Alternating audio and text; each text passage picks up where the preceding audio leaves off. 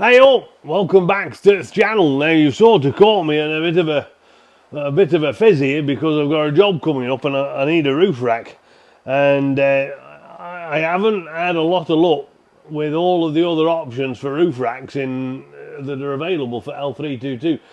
They seem to all be a bit sort of they don't fit right, if you see what I mean. The closest one is made by a pal of mine, actually, Andrew Nix, down in America. He's CEO and flying captain of the Voyager roof racks and Voyager equipment, which is very, very good stuff, and they make a lot of things for LR3 and L322 and other stuff as well. I mean, they're not just Land Rover things, but anyway, Andrew's is a good lad, and he makes some nice gear. The downside to Andrew's stuff for me, and this won't affect everybody, but the downside for me is that it's tubular. So he has these tubular designs, and they look actually a lot like the safety devices racks for the Range Rovers, which sort of came out for this model for the G4, well, for the L322, but earlier on for the G4 Challenge when the L322 featured in that. Anyway, so his designs are very, very good, and they're quite geared towards expedition. But as you've all seen, I use my rack a lot for big pieces of wood, but also for kayaks, and my J racks are the type that clamp round the Thule racks and the otherwise the cross rails for the standard L322 rack. And my J racks are quite expensive. I mean, they'd perhaps be cheaper to buy another rack from Voyager and then buy cheaper J racks, but I won't keep my J racks because I like them.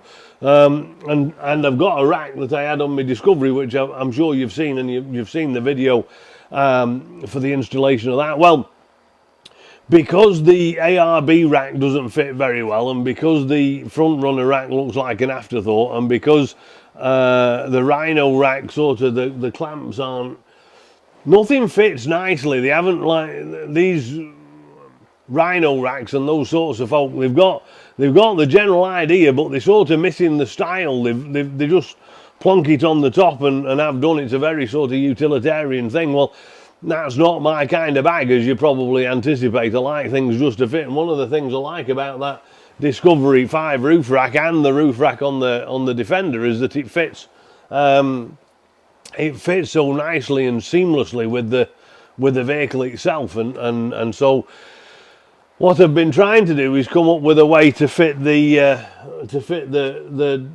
Discovery 5 roof rack on this car. Now, I have sort of test fitted it on some foam already, so I have fiddled around with it and fitted this thing kind of in place, and the Discovery 5 roof rack, this what they call the versatile roof rack, is a good fit, and so the plan of attack is to, are you wanting a fuss, Jim? So the plan of attack is to, you know, if you've got a border collie, like, life's both great and annoying at the same time, because there's never enough pets, and there's never enough frisbees, and there's never enough balls, and there's never enough runs, is there, pal, eh? No, there isn't. So the idea is to fit this Discovery 5 roof rack, which I like very much, and I have got it. So I don't, you know, why would I spend another $2,500 buying another roof rack when I've got one here and all I've got to do is make some brackets? Well, so that's the plan. And what I'm going to do in this video is I'm going to show you basically how I'm going to go about making sort of roof rack brackets, basically. The original Land Rover versatile roof rack feet that come with it, of course, they are for the Discovery, and there's two deep ones and two short ones for the step roof, and of course they don't fit, and the roof rail system on the Range Rover is a bit of an oddball anyway. It's a kind of a long groove with a thin area to mount down to, and I'll show you some photographs in a minute. I've taken a couple of photographs, but so it's like a thin area that you can sort of slide, like maybe something like this into it with some notches in, and with a notch in the middle, and then you zip it down through the middle. There's only 3 bolts on each side, and of course the versatile rack for Discovery has got 2 bolts on each corner, if you see what I mean, and out in the middle. So anyway, they won't fit, and the mounting points are entirely different, as you might imagine. So what I'm doing, or what I'm in the process of doing, is I'm in the process of making some models. These are models of what I'm going to be, how I'm going to be building the racks. They're modelled, roughly speaking, off the originals for the Discovery, and they do mount rather nicely. I'll show you how they fit. But basically, what I'm doing is I'm cutting these pieces out of flat steel.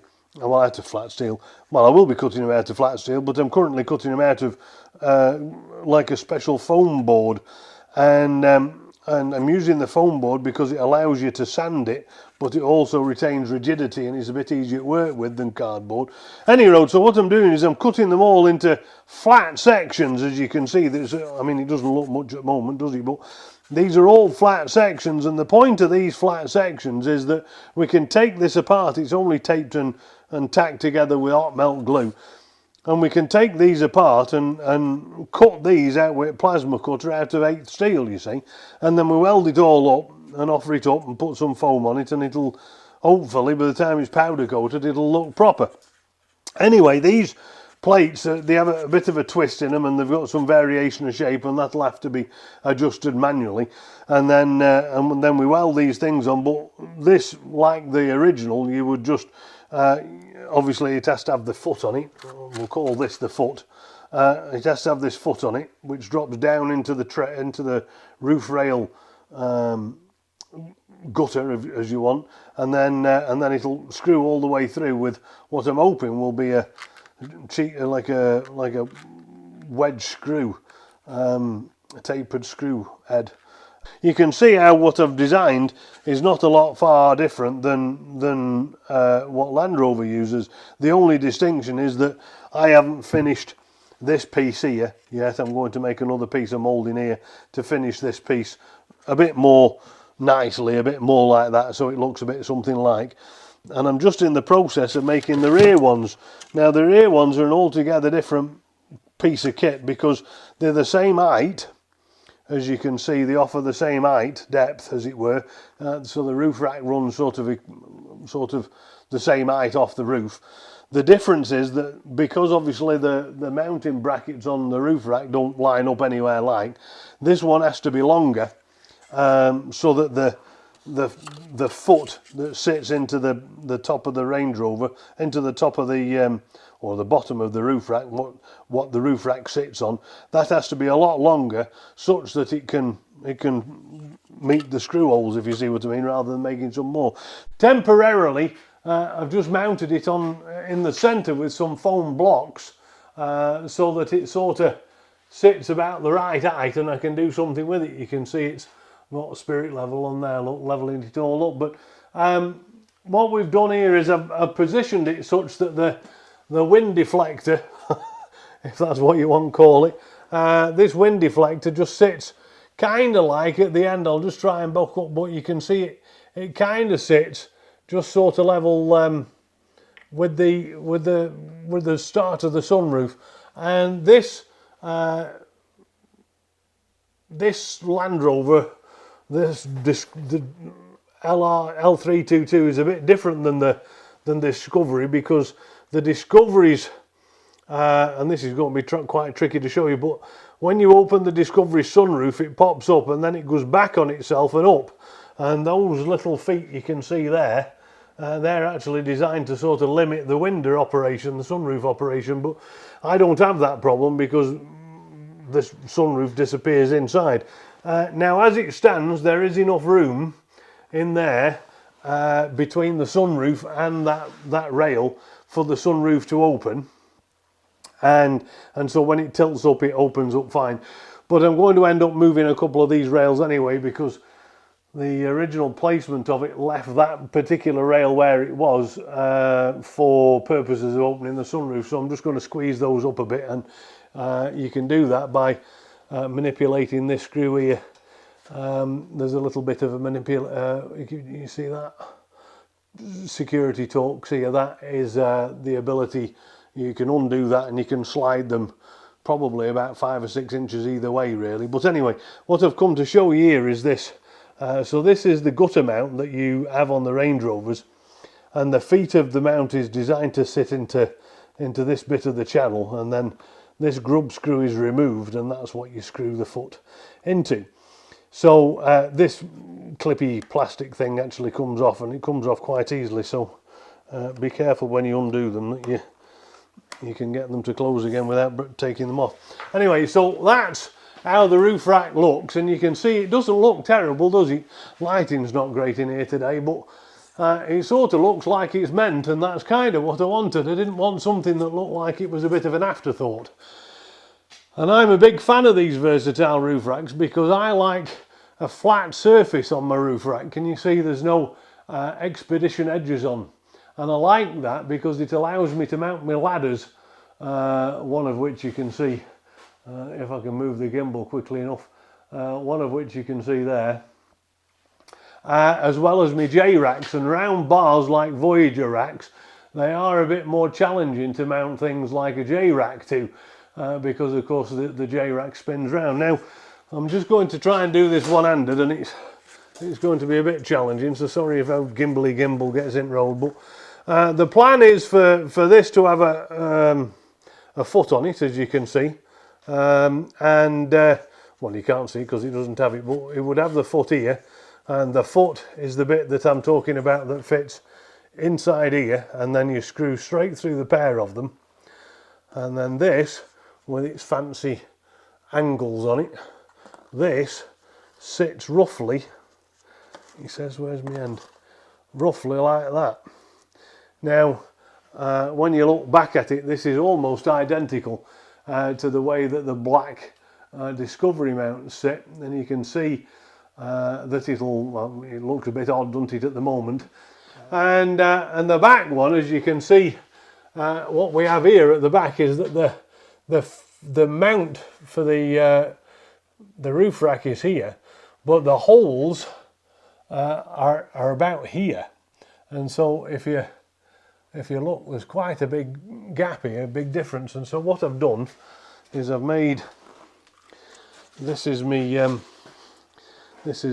first version, and so I've made this cardboard cutout. I need to go and get my steps because Firthy's not tall enough, and so you can see what I do is I just offer this up into place like that.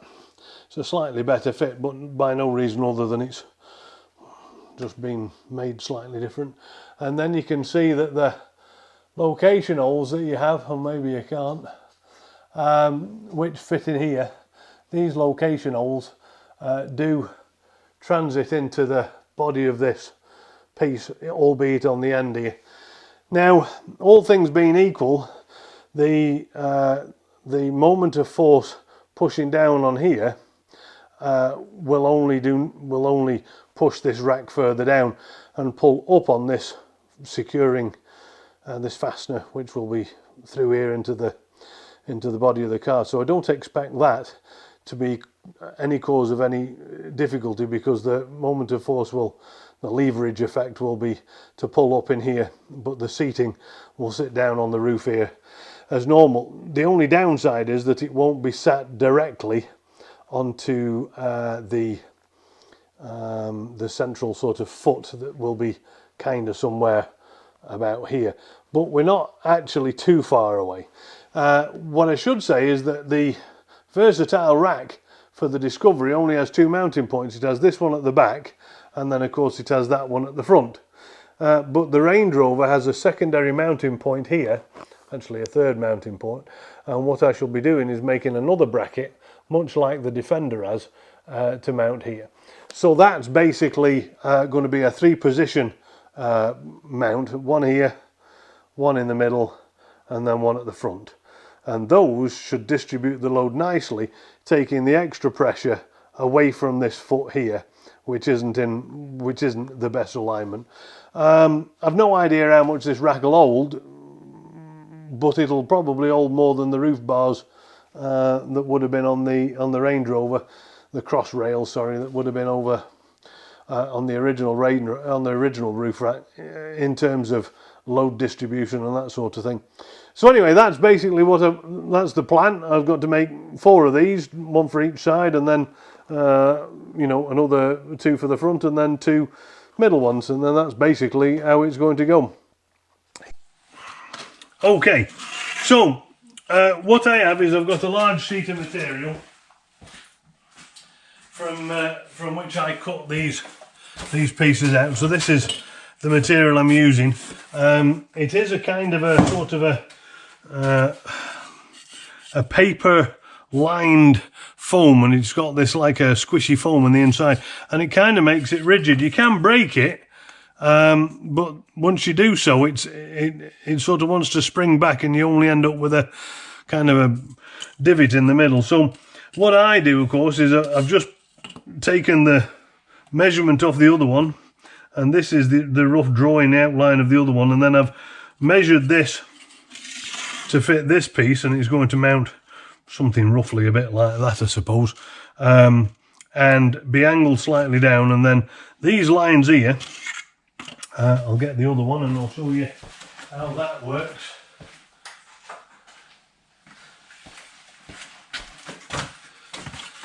These 2 lines here that you can see, these are designed, I'll crease this, I'll cut the piece on the back, and then I'll kink this over so that you get this kind of this sort of dog leg shape you can see here, and that matches the profile of the roof rack, not perfectly but well enough for the foam to take advantage of the rest. So that mimics this shape here, which you can't really see very well on here either, but there's a bit of a dog leg there. And so the way we do this is I've just measured it, and it's 3/4 of an inch. So I'll take me tool, I'll just make sure that I'm going to get this the right way around. And so the flatter part is on the outside edge away from the bracket. So what I've done is I've measured 3/4 in, that's my kink, or me curve, and so I'm just going to flip this over because I want that to be on the inside, and I'll measure my 3/4 mark, and then again up here,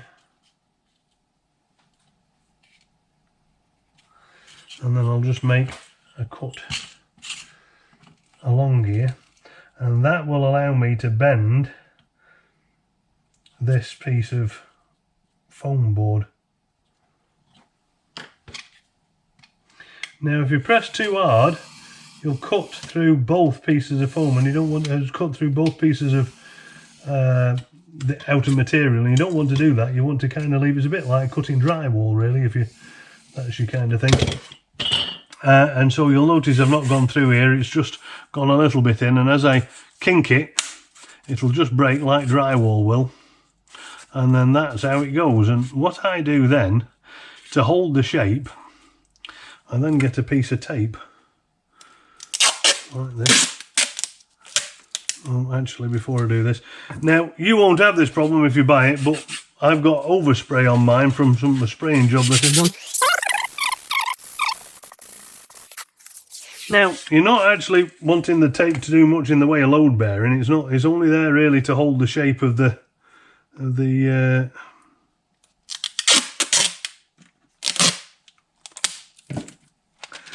only there to hold the shape of the foot, for want of a better description. Not foot, but rack seat, for want of a better description. Try not to let it stick onto that until you've got the angle right. Now the angle, I'm just going to measure it from here if I can, which will probably be easier said than done. I'm just going to guess it really. I suppose if you wanted to be super duper correct about this, you could get one of those profile gauge things, couldn't you, and just match it up. But when you stick this tape down,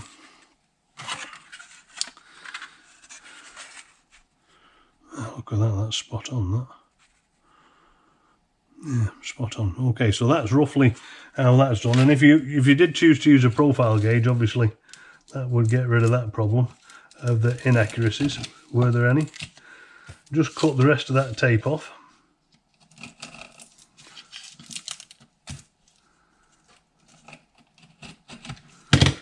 I'll show you why.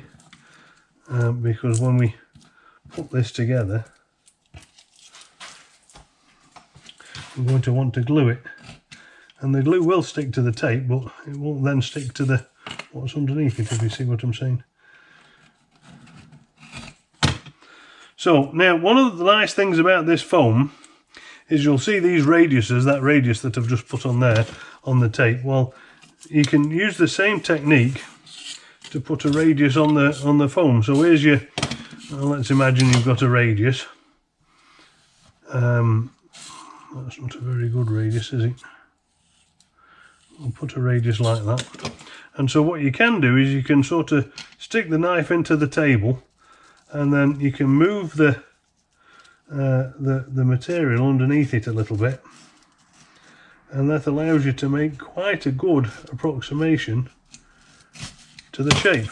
And then when you pull it away, you can then get your sanding pad or your sand block or whatever you've got, and then you can sand this down like I'm doing, and it makes the edges quite actually more accurate than you'd think they'd be. And you can also tweak the angles of the cuts, if you like, so then you can end up with a nice sort of curve. And that's how I've ended up with these shapes and these curves here. So now what we do is we've got these two pieces which need to go together, and what I've done with this is I've just tacked it with a glue gun. But before I did that, you can see that I put a shoulder in here, and the reason for that is because it makes less of a gap for the glue to fill up, basically. And to do that, basically, you just make sure you're going to cut this the right way around, and then you can just, with your X-Acto knife or whatever you've got, you can just shave a bit of this out. Now, it's important that you use a kind of a sawing motion, because otherwise you drag the foam about a bit and it gets a bit messy. And then you can just take your sand pad again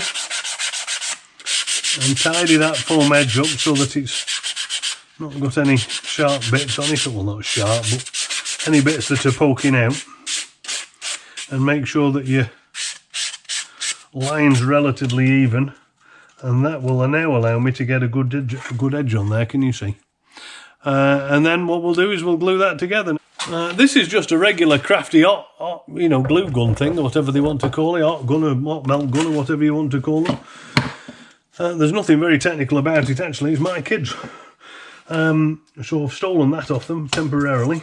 And then what we'll do is the last one that I put together, this particular one here, there are a lot of complex angles, and you can see that it's actually not, this isn't square because this piece has got to follow the roof line, but this roof rack does remain square to itself, if you see what I'm saying. So that's square, but the roof line has a curve in it. So these are not exact. And what I do is I just put a dab of glue on these, and then I go up to the roof rack itself with the steps and physically hold it into place while the glue sort of melts, if that makes sense. And so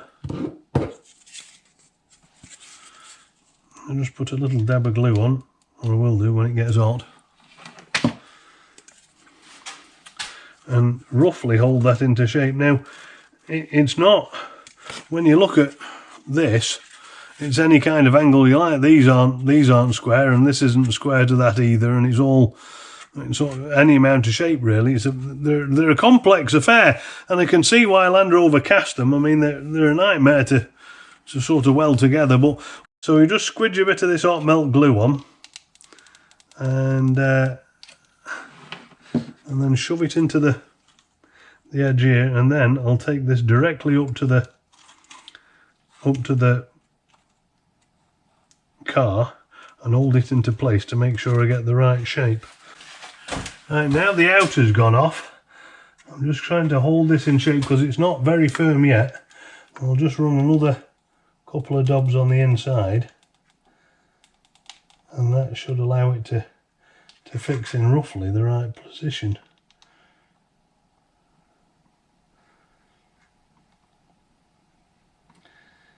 There are probably better ways of doing this, and I'm not telling you that this is the only way, I'm just telling you this is the way I do it. And if you have a better way of doing it, then crack on and feel free to let me know in the comments.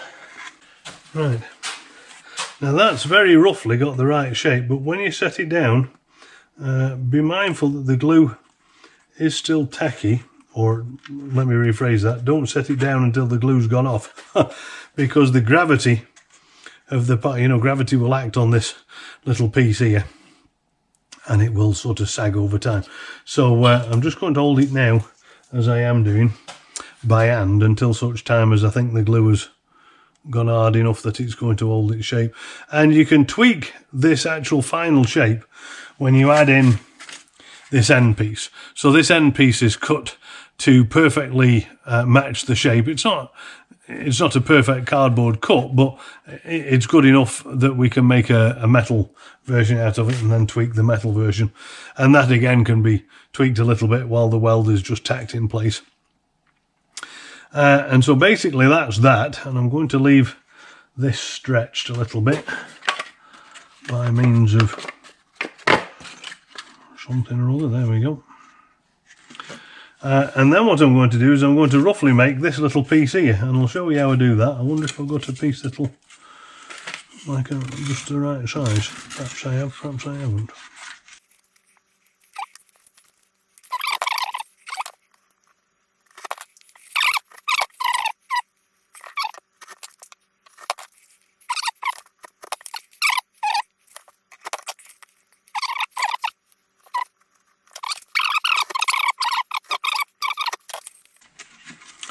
Like that. Now that's perfect, but we need to be, there we go, that's our shape. Now obviously now I've got the shape, I'm going to turn this into something a bit prettier, something that matches this kind of outline, like that, however that would be. Here is the rear one now, and what I've done is I've cut out these notches here, and because of the way that Land Rover designed their, I'm hoping this is going to work, but they've got a little piece that slides in here like this, and it's got holes in it, and that's what you screw the roof rack down to. So you need to have like a little piece cut out here for this receiver or captive nut or whatever you want to call it, bar nut or whatever you want to call it, to screw into. So that's that cut out, and these are in the roughly the right places, and this one's a bit wide, but it does fit. And what I've now done is I've put this front piece on, the back piece on, I've put a piece of flitching in here as well, just in case, because this one's a lot longer than the front one, which is here, and I thought it needed a bit more something to hold it together somehow, but anyway, so that's what I've done.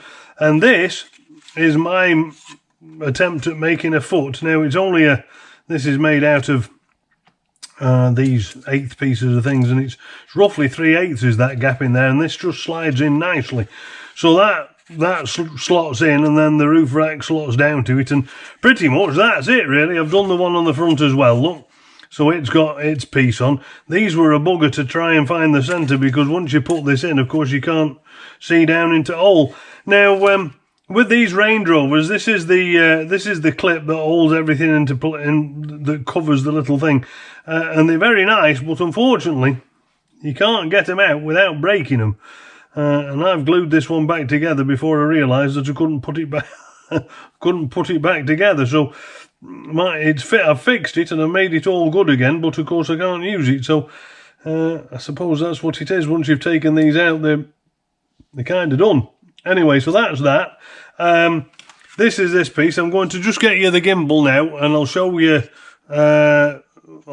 this in place, because this one is the one that I broke. Getting that off, so I'll show you that one, and I don't want to pull the other ones out until these are actually fabricated and we're ready to go, because I don't really want water to get in there. It's carriage most of the time, but I like things right. So anyway, there you go. So that's that. Right, here we are. Look, so this is this piece in place, and you can see I've used some tape here. I have to climb up this ladder that I've just fallen off, but here we go. So this is These pieces of tape I've just used, as you can just see some drawing on there. Look, this is to find the hole center in the bit that is in the roof, and you can see that now it's in place. Look, it's almost spot on. It's a little proud here, perhaps, but nothing that I'm too concerned about. By the time I get some, by the time I get the bolts in there and hold it up, and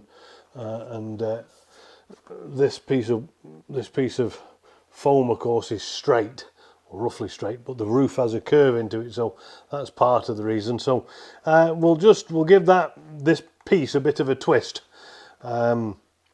when we make it, so that it follows more the roof line, and then it should be pretty much spot on here. As you can see, it fits nicely at that side, and it fits nicely at that side. And as I said, we've just got a bit of a gap here that I could do with getting rid of, really, somehow along the line, but we'll sort that out. And then that's pretty much how they fit. I haven't done this one yet. I'm going to do that tomorrow. I've spent all night on this and sort of run out of time, really. But anyway, so that's where we're at. Front one's still not in place, as you can see, and then tomorrow we'll make these middle ones, and that'll be that, really. Right, those models having been sort of put together, what I can do with those now is I'm going to whip them over. I'm going to take a drive, see a pal of mine, he's got a shop, and he's got some plasma cutting equipment and grinders and things. And so I'm going to take the models apart, and then I'm going to lay them onto some steel, and we'll trace round them, and then we'll be able to make to cut them out with a plasma cutter much easier than I can cut them here with bits of tools I've got. So I'm going to whip them out there, and then we'll be able to tack them together and shape them, tack them together, and we'll give them a test fit. So that's pretty much that for now. But I have got a number of bits of things on at the moment, and so I'm going to record this roof rack bracket video thing in sort of sections, really, because I've got a bunch of other things coming on. I need this roof rack for a big job I've got coming on, so I've got to try and get this ready relatively soon. But I've got other things coming on. I've got these brackets to fit. These are my new sun visor brackets. The sun visor brackets were broke when I got them. They are a bit brittle. And I've got some other bits of jobs. The number plate lights don't work on this, and I've got a couple of bits of other things kicking on for academic work that I've got to do, and I've some other bits of sort of drama that are interceding, really. So I'm going to be very busy for the next couple of weeks, and so I'm going to try and squeeze a bit of a something video together so you can get to see the process, and then I'll make, I don't know, 2 or 3 parts of it, or 4 parts or something. Anyway, so that's that. As I said, I've got these to fit. I don't know that I'll do a video on them because it's just one screw, but I've got those, and then I've got these things to fit, and then I'll try and throw in some shorts. YouTube have been doing some short things now. They've been trying to push this 1-minute clip thing, so I'm going to see if I can't knock a couple of them together, and perhaps you'll have seen a couple of those already by the time this video is produced. Anyway, thank you very much for tuning in. Please do like and subscribe. It is important to us producers that you are notified of when there's a new video out, just in case it slides by your feed or whatever. So please do like and subscribe to the videos, and feel free to leave comments and ask questions if any of that, and you know, if you have any on the process, and you know, you might look at a big job like this and think, well, there's no way I could do that, but hopefully you'll see that the process itself, if you break it up into little bits, isn't actually that hard, and if you can just find somebody to cut your bits of steel for you, or you've got a bit of a welder, you could have a go at doing this, and you can make a nicer job than ARB have, or whatever. So anyway, that's that. We'll see you next time. Thank you very much, and cheerio.